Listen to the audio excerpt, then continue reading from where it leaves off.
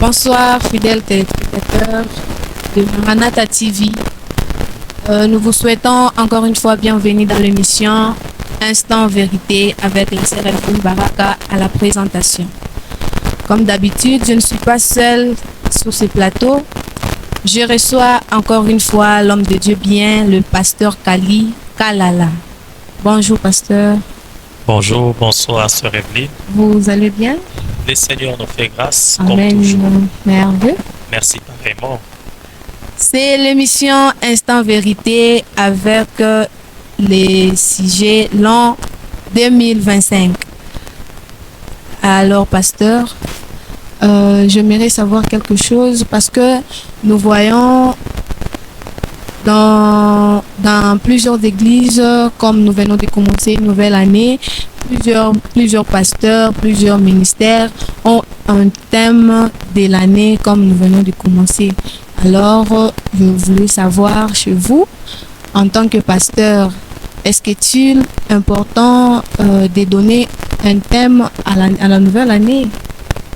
Merci beaucoup pour la question. Très chers téléspectateurs et toutes ces personnes qui nous suivent de partout dans le monde, en ma qualité de pasteur et homme de Dieu inspiré, travaillant sous l'onction du Saint-Esprit, je crois à la parole qui est écrite dans Ésaïe 61, le verset 1er au 2e. La Bible est en train de dire « L'Esprit du Seigneur est sur moi, il m'a oint pour annoncer des bonnes nouvelles, libérer les captifs, envoyer libres les opprimés. » Mais au verset 2, la Bible dit « Pour proclamer une année de grâce du Seigneur ». Ce n'est pas le Seigneur qui est en train de parler ici, bien que Jésus va paraphraser ces écritures dans les évangiles, mais c'est le prophète qui est en train de parler. Le prophète qui est en train de parler, il dit que celui qui est sous l'onction du Saint-Esprit, celui qui a reçu l'Esprit du Seigneur, est capable de proclamer. Proclamer, c'est dire à haute voix, dire solennellement une année de grâce. C'est qu'ils s'en foutent du fait que l'année soit une année de malédiction, une année de combat ou de blocage. Celui qui est rempli de l'Esprit de Dieu peut donner une couleur à une année. Donc, une église qui se lève aujourd'hui sous l'inspiration du Saint-Esprit et qui donne une vision à une année quelconque, moi je prends cela comme un acte prophétique très puissant.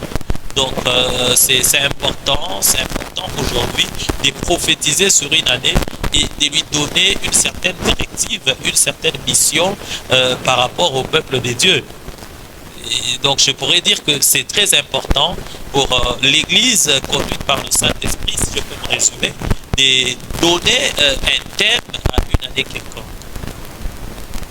Et maintenant, pasteur, comme vous venez de le dire, c'est l'Esprit de Dieu qui conduit, c'est l'Esprit de Dieu qui donne des instructions. Et maintenant, si une église n'a pas donné, soit le pasteur n'a pas donné un thème pour l'année, bon, qu'est-ce que ça va faire? Et si on donnait un thème pour l'année, qu'est-ce que ça va nous donner? La Bible dit ceci, si l'on ne parle pas ainsi, il n'y aura pas d'aurore pour le peuple. Le peuple attend le parler. Dieu a tout créé par la parole. La parole a un pouvoir créateur. La parole est capable d'appeler à l'existence des choses qui n'existent pas. Je pense que lorsque le roi ne s'exprime pas, lorsque le roi ne parle pas, le peuple est dans la confusion. Le peuple a besoin d'avoir une ligne de conduite. Donc aujourd'hui, proclamer une année, donner une connotation à l'année, c'est bénir son peuple. C'est réveiller le peuple qui est dans un sommeil. Donc c'est très important que l'Église comprenne sa mission et que les responsables d'Église comprennent aussi qu'ils ont le rôle de donner une orientation au peuple et de bénir le peuple, en quelque sorte. C'est-à-dire que même si nous ne donnons pas un thème de l'année, ça ne va rien faire. Il n'y aura ni conséquences ni inconvénients. Je ne sais pas si vous m'avez compris. J'ai voulu vous faire comprendre que si on ne parle pas, il n'y aura pas d'aurore. C'est que c'est impératif de donner une directive au peuple. L'année vient de commencer. Le peuple a besoin de savoir comment il va marcher. Le peuple a besoin de savoir laquelle des promesses il doit réclamer. Et au jour le jour, la Bible dit, un jour en instruit un autre. Une nuit en instruit une autre.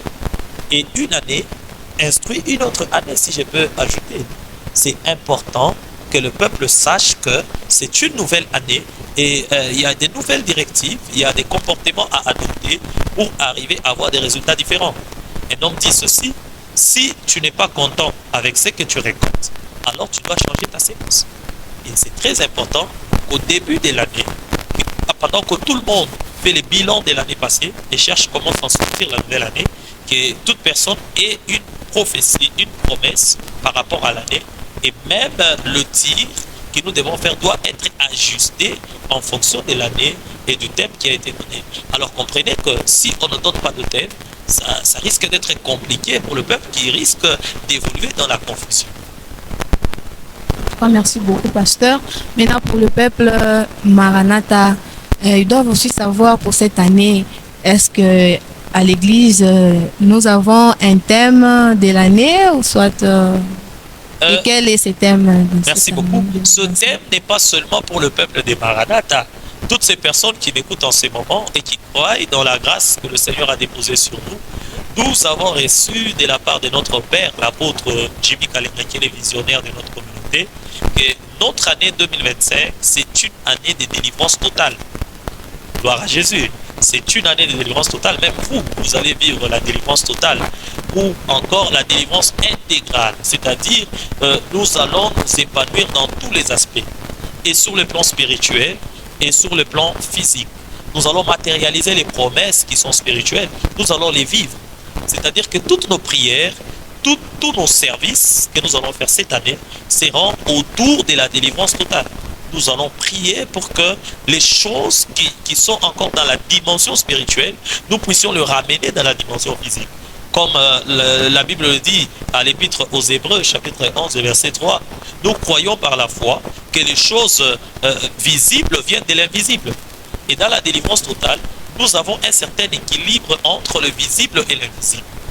Et c'est ça le thème pour tous les enfants des propriétés de l'Éternel éparpillés partout dans le monde entier.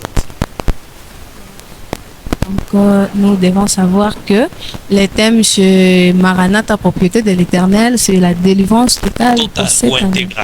D'accord. Merci, pasteur. Maintenant, pour vivre cette délivrance pendant toute une année, que devons-nous faire alors pour marcher dans la délivrance? Très bonne question, c'est vrai. Vous avez toujours des bonnes questions sur votre plateau. Merci. Que le Seigneur vous bénisse. Amen. Alors, que faire pour vivre la délivrance totale? Après avoir prêché l'évangile, la Bible dit que ceux qui l'entouraient ont posé la question à Pierre.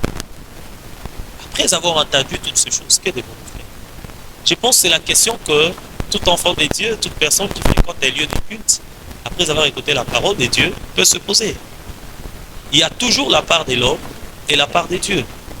Lorsqu'une prophétie sort, il faut que l'homme s'implique dans la marche vers l'accomplissement de la prophétie. La première des choses que le peuple doit faire, c'est se conformer à la volonté de Dieu. Parce que la prophétie peut être libérée, mais s'il n'y a pas de conformité avec la volonté de Dieu, la prophétie risque d'échouer. Il est possible que tu meurs sans vivre l'accomplissement de la prophétie. La première des choses, si je dois me répéter, c'est se conformer à la volonté de Dieu. Quand Dieu donne une promesse, Dieu prend le temps de donner des instructions. Voilà, vous devez vous sanctifier. Dieu dit à Josué, dites au peuple de se sanctifier car demain je ferai des miracles. C'est important que le peuple sache que la délivrance passe d'abord par l'identification des liens. Et pour arriver à identifier le lien, il faut être en bon terme avec Dieu. Il faut avoir un contact permanent avec Dieu.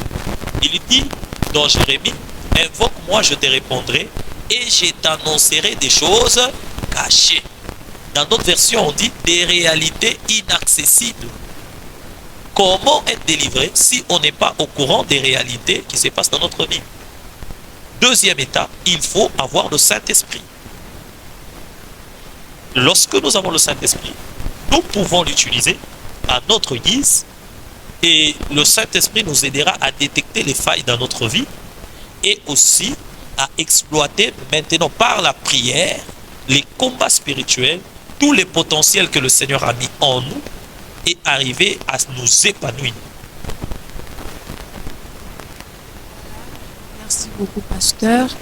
Nous avons bien capté et tout le peuple, j'espère que nous allons bénéficier de cette année pour la délivrance totale. S'il vous plaît, pasteur, j'aimerais demander quelque chose, c'est une question. Nous voyons la vie d'aujourd'hui, c'est très compliqué avec les jeunes serviteurs, tout comme les jeunes qui ne sont pas serviteurs, qui n'ont pas même de boulot, qui ne sait comment s'en sortir. Bon, pour cette année 2025, comment est-ce que ces jeunes peuvent faire pour vivre vraiment la délivrance comme nous venons de le dire l'année 2025? Merci beaucoup, Evelyne. La délivrance, délivrer, c'est sortir de quelque part. Ces jeunes qui sont à la recherche, ils sont prisonniers du chômage. Ils ont besoin de la délivrance. Comme je dis je crois dans l'une des interventions, j'ai dit qu'il y a l'apport de l'homme. Si toute votre vie devient que centrée sur la recherche de l'emploi et que vous ne trouvez pas de l'emploi, soyez créateur de l'emploi. Créez le boulot. Aujourd'hui, on est en train d'encourager les jeunes dans l'entrepreneuriat. Le ministère n'est pas, comment on dit, n'est pas une forteresse dans laquelle on se cache parce qu'on n'a pas trouvé le boulot. On peut être serviteur des dieux et on a sa petite cabine. On peut être serviteur des dieux, on a une petite activité commerciale. On peut être serviteur des dieux, on est électricien, on est mécanicien, on est maçon, on est aide-maçon, on est chauffeur. Donc il y a plusieurs choses que la jeunesse peut faire aujourd'hui et sortir de cet enclos, de cette sphère de chômeurs. Donc nous sommes au stade où la jeunesse peut se décider de créer de l'emploi et chercher à s'épanouir dans le domaine social et ne plus rester en train d'attendre que la délivrance vienne par le moyen de quelqu'un d'autre.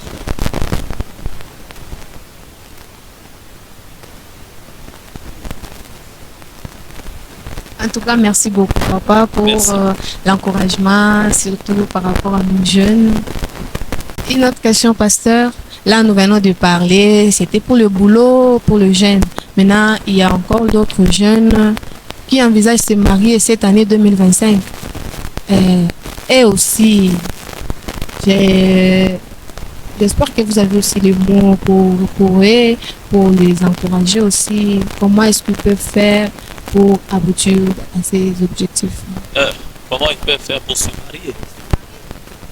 Vous êtes marié? Bon, je sais que vous allez répondre à cette question même d'une manière ou d'une autre. Ouais. Ça se voit déjà à votre doigt. J'espère que vous n'attaquez pas indirectement votre fiancé. Alors, de partout où il est, je le salue en ces moments. Si je peux parler à votre fiancé, je vais lui dire que cette année, il doit être déterminé. Le mariage, c'est un plan de Dieu, c'est la volonté de Dieu, c'est une institution divine. Le Seigneur soutient le mariage, le Seigneur soutient le couple. Je sais que l'ennemi combat le mariage, et laissez-moi rester dans la Bible. Et Dieu n'est pas contre la dot, la Bible n'est pas contre la dot. L'homme doit prouver qu'il est capable de prendre soin de sa femme, de sa future épouse. Je veux les encourager à travailler, avoir des objectifs précis. Savoir que j'ai des objectifs, fixer une date par la foi. Je me dis, d'ici le 25 décembre, par exemple, je dois doter mon épouse. Et qu'est-ce que je dois faire? Il y a des priorités. Je gagne combien le mois? Combien je vais épargner? Dans combien de mensualités je vais réaliser la dot? Donc, il y a vraiment une discipline qu'il faut se donner par la foi. D'abord, on sait que j'ai tel objectif. Et je travaille maintenant en fonction de cet objectif. Et là où je ne sais pas atteindre, comme la Bible dit, tu vas me faire arriver sur la montagne que je ne sais pas atteindre. Il y a des montagnes que je peux atteindre. Et là où je ne sais pas être, là je demande maintenant l'intervention de Dieu. C'est là que le miracle intervient. Moi je connais des gens qui se sont mariés par miracle aussi. Moi-même par exemple, j'étais enseignant à l'époque et nous étions pendant les confinements. Je me suis marié pendant les confinements. J'étais sans boulot et c'était par la foi, c'était un acte de foi. J'ai adopté une date et le Seigneur nous a soutenus d'une manière ou d'une autre.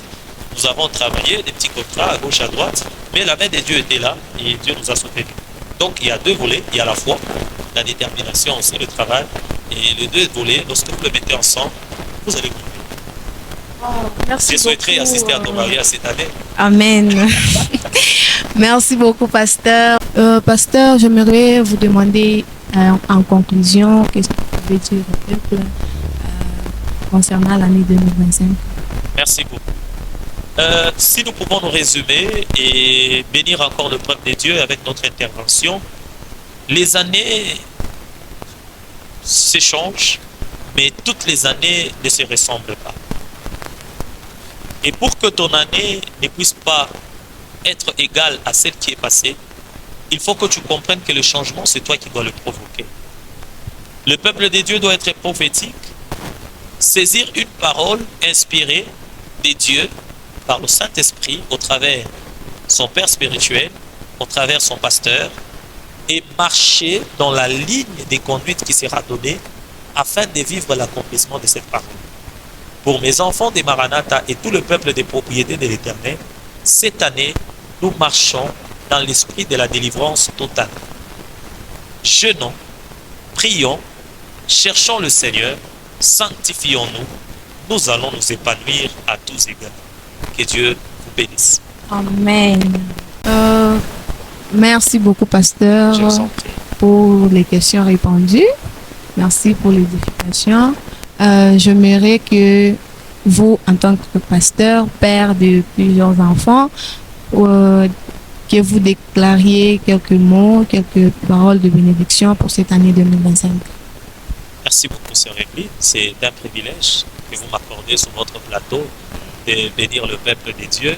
Et déjà de partout où vous êtes en train de nous suivre, soyez bénis de Dieu, soyez bénis, que l'année 2025 soit une année de délivrance totale pour vous et que la main de Dieu vous accompagne, que la main de Dieu vous soutienne. Nul ne tiendra devant vous tant que vous vivrez, vous serez la tête et non la queue. Tout ce que vous sèmerez, vous allez récolter. Aucun ennemi ne se lèvera en obstacle devant vous. Vous piétinerez les scorpions, vous allez écraser les serpents, vous allez détruire la puissance de l'ennemi parce qu'une parole a été libérée. La parole vous accompagne, la bénédiction vous accompagne. Marchez tête haute, réussissez, prospérez à tout égal et que même cette émission puisse prospérer jusqu'aux extrémités de la terre. Que Dieu vous bénisse abondamment. Amen. Pasteur, avant de terminer cette émission Instant Vérité de ce soir, nous voulons que vous saluez 2 ou 3 personnes, souhaitez le meilleur vœu pour cette année 2025. Merci beaucoup, Sœur Émilie. C'est la première fois sur votre plateau que vous me demandez de saluer les gens. Je suis béni aussi aujourd'hui. Oui, c'est la nouvelle année. 2025 avec beaucoup de surprises. Ah oui. Alors, je salue d'abord mon père spirituel et ma mère, l'apôtre Jimmy Kalinga, qui est même le patron de tout ce que nous sommes en train de faire. Je salue aussi ma tendre et charmante épouse, maman Nancy Youssouf Kalala, et mes 2 petites filles, il y a Kanan, il y a Doxa Shukrani, de partout où elles sont en train de me suivre en ce moment. Je vous aime beaucoup. Recevez les bisous et les salutations de papa. Si vous permettez, je salue toute la communauté propriété de l'Éternel éparpillée dans le monde entier. Je salue mes fils et filles spirituels de l'église Maranatha. Soyez bénis. Je suis content avec tout ce que vous êtes en train d'accomplir pour le Seigneur. En tout cas, merci beaucoup, pasteur Kali Kalala. C'était l'émission Instant Vérité. Aujourd'hui, j'avais un seul invité spécial. C'était le pasteur Kali Kalala. Vous venez de l'entendre. Vous venez de voir tout, d'écouter tout ce qu'il vient de nous dire, surtout nous jeunes et pour l'année 2025. C'était la sœur Evelyne à la présentation. À la caméra, le frère Joe Noma. À la régie d'antenne, c'était le frère Eli Ramazani. Je salue aussi le frère magnifique qui n'est pas avec nous ce soir. Également à vous, merci d'être là du début jusqu'à la fin de cette émission. À la prochaine. Bye bye.